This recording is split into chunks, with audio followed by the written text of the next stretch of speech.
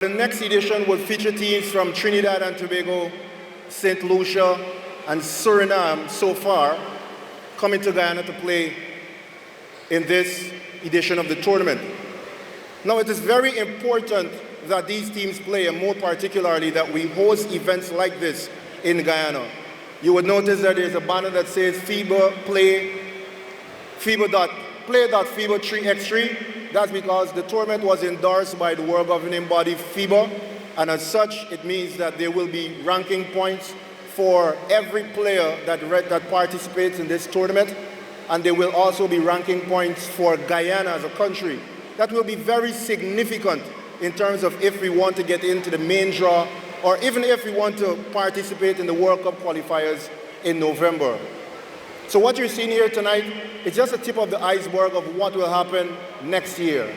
But more importantly, you being here shows that we are capable of attending live events in a safe environment, and I want to thank the National COVID-19 Task Force for the approval given. This is the first basketball event for 2019, as I would have mentioned, and more so with having fans in attendance.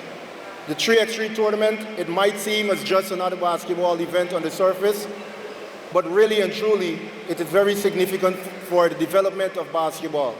Before I wrap up, I was made to understand today that the Caribbean Games that will be held next year, Guyana would be playing in the under-21 3x3 event. Guyana was invited to the tournament as well. And so what you will see happening next February is hopefully players on show and being on show for selection to the national 3x3 team that will be heading to the Caribbean Games. That was Rawle Toney highlighting the immense value the tournament brings to not just Guyana, but other Caribbean players.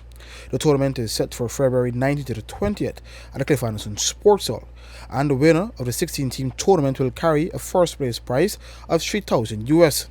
Marcusson was the tournament title sponsor in the 2019 edition, which was held at Burnham Basketball Court, and saw Pitbulls 2.0 cashing on the event's $1,500 US winner's purse.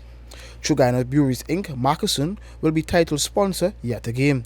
At Friday's launch, Ravens Basketball Club and the females from Kakwani took home the spoils. Ravens took on a tough Linden team that featured national captain Stanton Rose along with top forwards Shane Webster and Dennis Niles out Harold Adams. Kakwani won the best of 3 series against Georgetown, with the young ladies showing their grit in a tight series that was close throughout. The women's event was organized by the Guyana Amateur Basketball Federation, and which was part of their effort to showcase female participation in the game's shortest format. For the newsroom, Akim Green.